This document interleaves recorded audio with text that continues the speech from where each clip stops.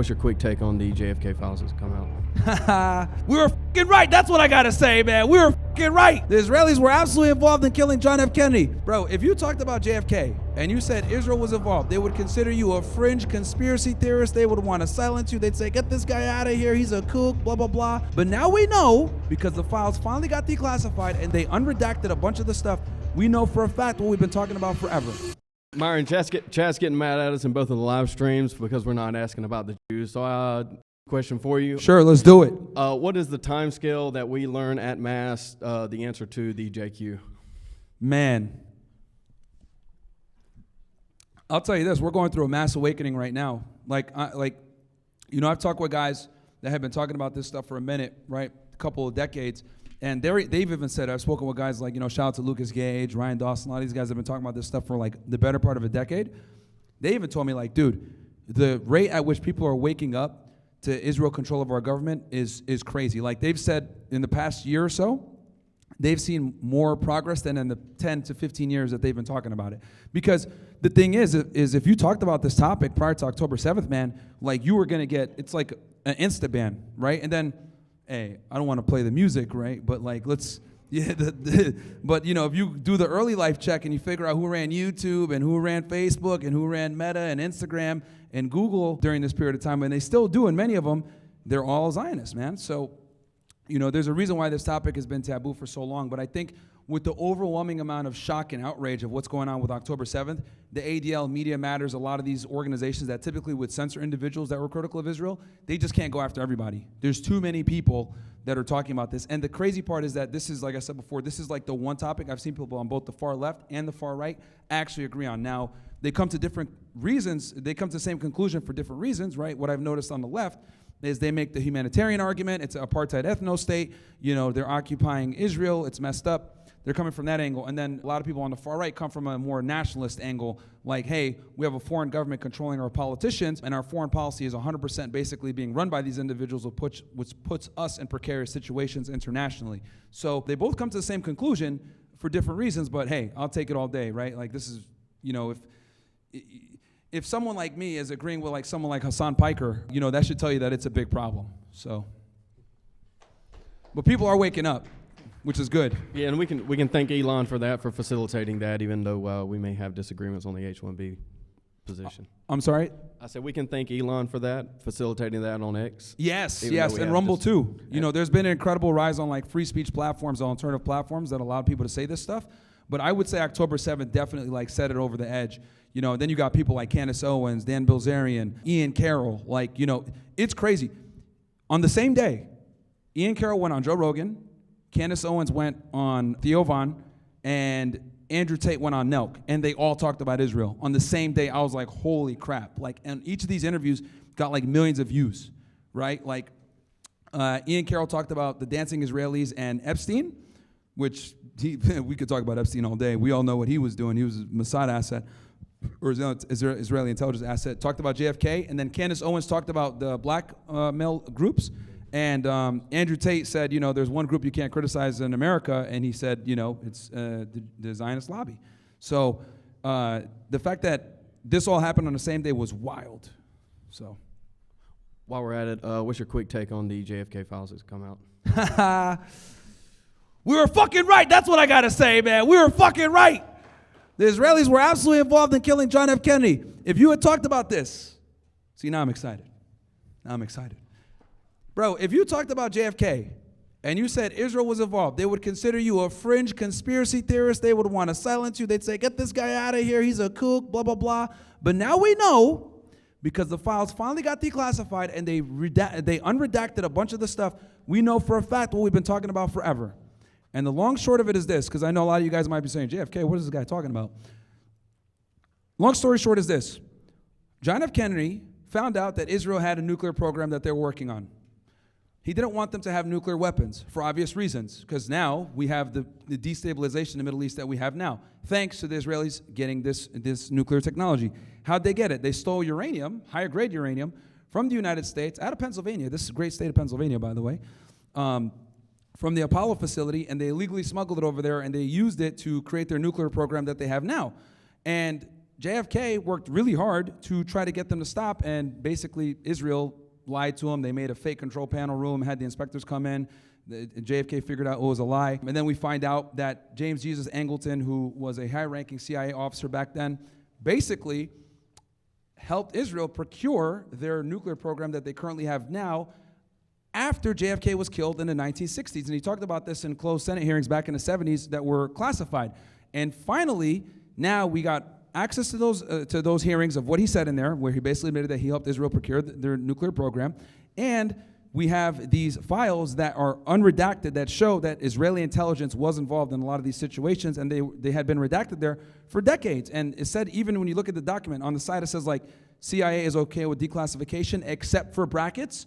All of the brackets were basically Israeli intelligence, and that's what we got a chance to look at with these 80,000 documents. So the conspiracy theorists were proven right. Now I want to say one thing, and then we'll go to the next person, because I do think that this is important. Look, some people say it's a coincidence. I don't think it's a coincidence, but I find it interesting that the most famous movie that depicts the JFK assassination is a movie by Oliver Stone, 1991, called JFK. Good movie. And in the movie, it documents the pursuit of the JFK assassination from prosecutor out of New Orleans called Garrison, Jim Garrison, if I'm not mistaken. And the interesting thing is, if you watch the movie, entertaining movie, they talk about the mafia angle, they talk about the CIA angle, they talk about inside job, etc. But one thing that's interesting is that the Zionist angle and the Israeli intelligence angle is completely left out. Well, if you research the movie and you find out who funded the movie, who funded it? A guy named Arnon Milchan. Feel free to Google it on your phones right now and check the early life. I think we know what we're going to see there. But yeah, definitely cha-ching, a big one. Zionist billionaire running around Hollywood, right? He was the one that funded the JFK movie, as many other Hollywood movies. Now, why is this important? The reason why this is important is because the guy went on Israeli television and admitted that he was a spy. But not only was he a spy, he was a spy for their unacknowledged nuclear program.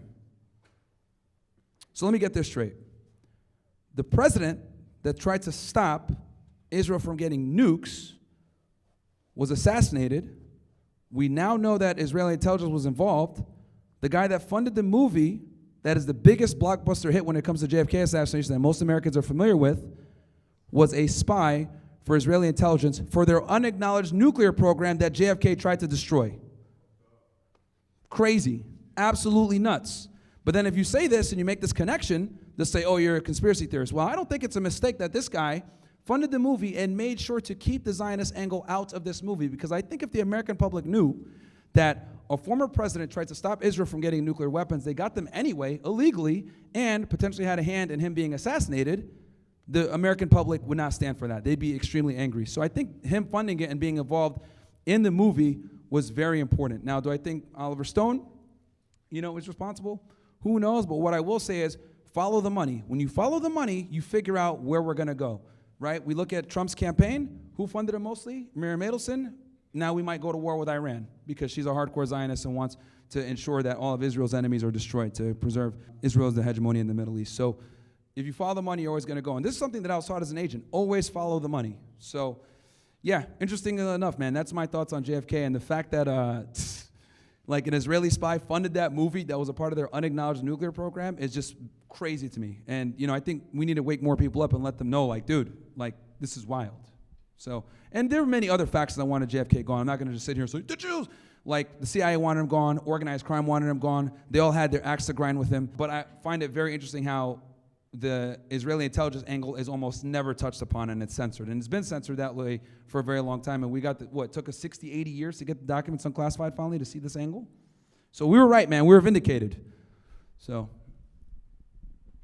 Hello, it's me again. I came up with another question. Sure. It's related to the Columbia and Tufts students who are in the process of getting deported or having their cases heard again because they reportedly violated their student visas or green cards based on, and this is something a lot of, you see a lot of suppression of Free Palestine or groups or protests criticizing Israel by saying that they are promoting Hamas. They're using that reasoning to deport them.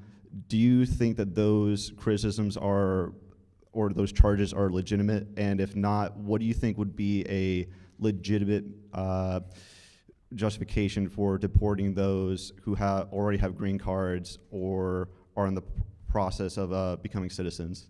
Great question, man. Really great question. Now, with the Homeland Security Act, right, which, obviously came after the Patriot Act, which we know who wrote that off, a guy named Chertoff, which if you do early life on him, we'll know where he's from as well. But that's a whole other conversation. So the thing is that the statute that they're using, I think it's a section of 237 for removing, I don't remember the exact statute, but it's a very unclear, nebulous statute that they're using to use to deport the students. And here's the thing. Obviously, they deported, they began the deportation process for a guy named Mahmoud Khalil out of Colombia, right? And he's kind of been like the main beacon of this, and they've arrested other students as well. I think, honestly, what they're doing here, I don't even think they're really concerned with deporting the students. I think the punishment is the process here. I think they're trying to create a chilling effect to get these students to chill out and stop protesting, especially students from foreign countries. Will they get these guys deported? Who knows? I think the law is very nebulous at best. And it's going to be tough for them to be able to articulate, like, oh, well, how is this person like a Hamas supporter? Like the girl in Tufts, for example, she just wrote an op-ed talking about boycott Israel. No mention of Hamas in there. So I don't think they necessarily care so much about actually going through the deportation process with these guys. Rather, they want these guys, make these guys an example so other people don't think to protest against Israel, because the college campuses, like, they're the ground zero for some of the opposition for the wars in the Middle East. So they're looking at it like, hey, this got out of control last year. We're going to reel this in. We're going to scare these people into from protesting.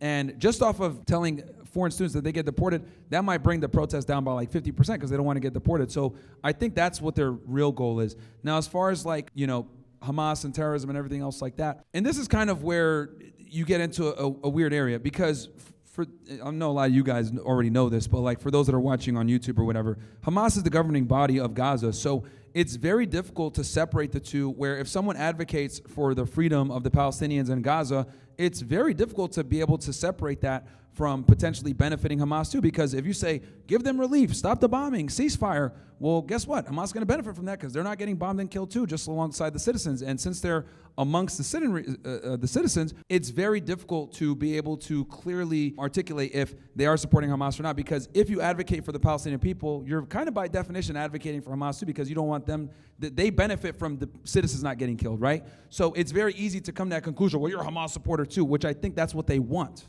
so that they could go ahead and put you in a box and say, we're going to deport you now, or whatever, because this immigration law is very nebulous at best that they're utilizing, that Marco Rubio is trying to use. So we'll see what happens, but I do think that the punishment is the process, and that's their goal here. And, just to be clear here, I think, Hamas is definitely a terrorist organization. They fit the definition. They're committing acts of violence for a political ideology. But if we're going to call Hamas a terrorist organization, so is the IDF. And I think it's also important that people understand that the IDF was created by Ergun, Haganah, Stern Gang, etc. These were all terrorist organizations, even defined by the United States. And then they rebranded and became the IDF. But, Menachem Begin, right, one of the prime ministers, the father of terrorism, his nickname, I don't know if I butchered the last name, but you guys get the point. He ended up becoming a prime minister. He was responsible for the bombing of the King David Hotel, killed 100 people, British people, right, assassinations, etc. So he's been committing acts of terrorism for decades, and this is how the state of Israel was created, was through terrorism. So if we're going to call Hamas a terrorist organization, fair, I agree with that, but we also need to label the IDF as one as well. But yeah, man, I think the punishment is the process here. I don't think they're really too concerned with deporting these students rather than creating a chilling effect and getting these schools to comply. All right, thank you. No worries, man.